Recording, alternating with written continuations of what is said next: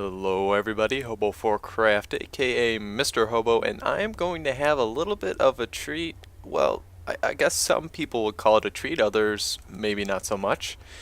It is going to be myself, MrHobo, versus CombatEX. And this is the second time I've met him on ladder. First time he did take the game against me. It was on slag pits, and that was my first mistake. That was before I realized how bad slag pits was in general, but just terrible for Zerg. And the second mistake is I didn't realize that he canceled his Nexus and went for like a 6-gate push. So obviously that did it in for me, but anyway, that's pretty irrelevant. So CombatEX, kind of known for being bad-mannered sometimes. You know, he lets it slip. I'm being sarcastic here, of course. He's a terrible person, all that good stuff. But, you know, I know this, so what am I going to do to combat this? No pun intended, actually.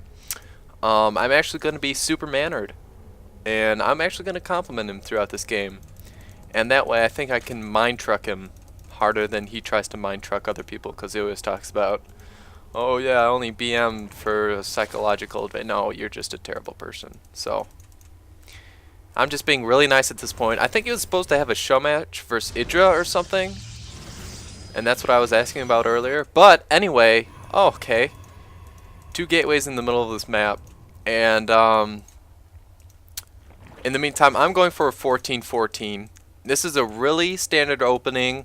And it's also really safe, especially if your opponent's actually going for something like this. You'll be able not only to react, but you'll also be having speed on the way. You're going to be able to have gas. You're not going to be going for a hatchery first, which would be a terrible idea.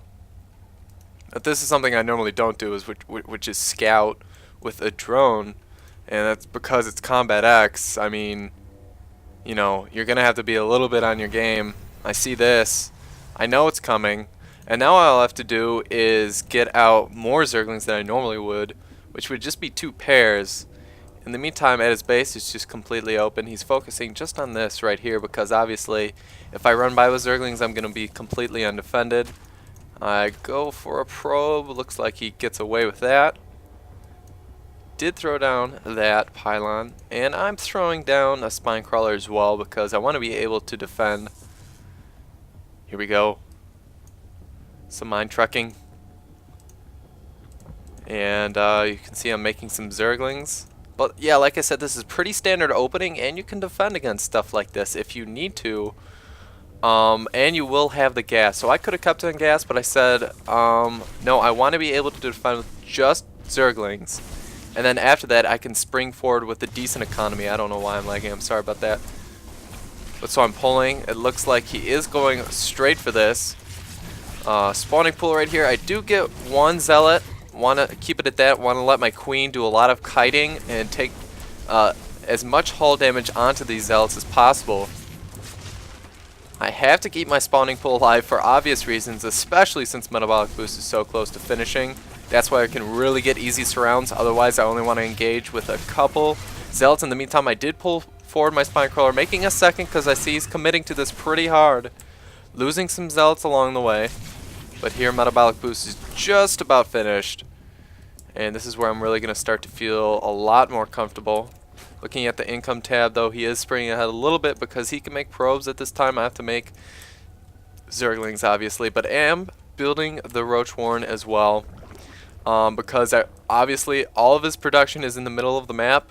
I decide if I am able to counter and do heavy damage and just run by all of this, then I will be able to take the game. So now he's doing an appropriate response, which is walling off my ramp with some zealots, and this allows him obviously to stall longer. But obviously if I try to engage here, that's going to be terrible. I can't get a surround off. I can't get good surface area, and therefore I'm going to have to wait. Bring my queen forward, gonna attack him a little bit, gonna make him try to run away, because as soon as he does, I can surround him. And I don't think he knows I have this many Zerglings. It's hard to tell.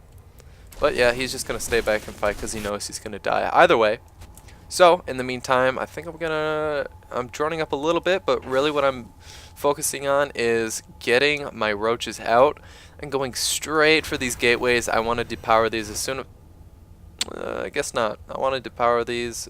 I do want to depower those, but I guess I want to see what's up here first, because obviously if this is just completely open, then I can run there and end the game right there.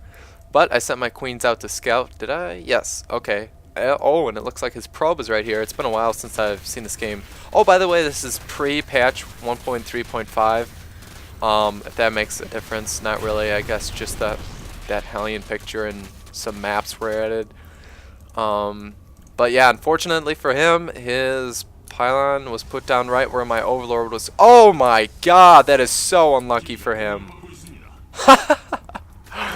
That's actually really funny. Okay. So yeah, I put my overlord in the exact right place on purpose. And who knows what he would have put there? Probably a Stargate. But he didn't even have a Cyber Core up, so it would have been a while. He could have put really anything there, I guess. He could have put a bunch more gateways. He could have put Dark Shrine. My guess is a Stargate, because you can just hide a Dark Shrine in your base regardless. So, but yeah, took this out.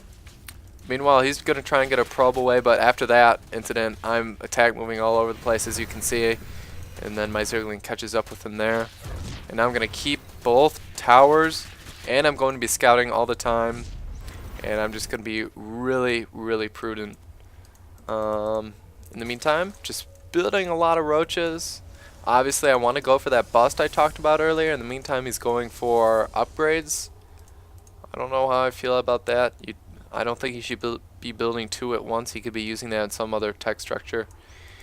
But it's CombatEX. He's not really good at this game. He's just good at cheesing and stream sniping. And obviously I've proved this so far.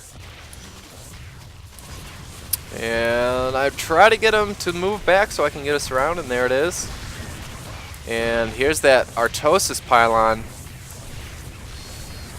But I'm not even going to worry about it, because if I dedicate my time over here, I'm going to waste a lot of my roaches and whatnot. So yeah, I'm staying away from that. Here's that second Artosis pylon. Holy shit. And there it depowers the robotics, which was building that immortal in the meantime, expanding, just trying to get my production up, keeping up with my injects. But yeah, obviously this is not good for his economy. Normally you want your probes over here at the blue patches. And obviously Roach is better than probes. In the meantime, I am sending units over, but I don't want to go up here because they'll probably die, those 3 cannons, before they can really get up there. And realizing, okay, maybe I should have a couple pylons over here. But to target down that immortal as fast as I can. Obviously it deals a ton of damage. And yeah, it's really hairy right there. And it looks like it's gonna be close. 5 HP, and yeah, I'm not gonna have that. So I go right in with my 4 Zerglings and take it out. Definitely worth it. And there are the 4 legs. Oh, okay, he just left. 4 probes left, not really much. So he left. Yeah, so somebody on Reddit kind of convinced me to put this up. It wasn't really my intention before, but if there's anything to take away from this, it's that CombatEX is not a good player at all. I'm just a top master player, and I can easily defeat him. I don't know if he's still in Grandmaster, but he used to be last season. Yeah, a lot of people are trying to give him credit, like, oh, he's trying to do good for the community. He's putting up these videos. No, they're not really good. I mean, they might be good. Like, they might be good for you if you're just not good at Protoss at all. But if you want to play like CombatEX, he's teaching you only how to win ladder, and he's not teaching you how to play StarCraft in a strategic and fundamentally sound fashion. He's just teaching you how to get a quick win, but not really understand the game, metagame, all that good stuff. So to to each his own. You might like his stuff. That's fine. I'm not going to argue with you about that. But yeah, he's really more of a parasite to the community than anything else. And I feel like this is my public service announcement about CombatEX. So, yeah, this kind of goes hand in hand with his videos. Obviously, he's not that good. So, I mean, hopefully it was entertaining. I thought I was laughing pretty hard when I was playing him. But yeah, and it was pretty funny actually watching again because I haven't seen this in a long time. But Hobo4Craft signing out. Thanks for watching, guys.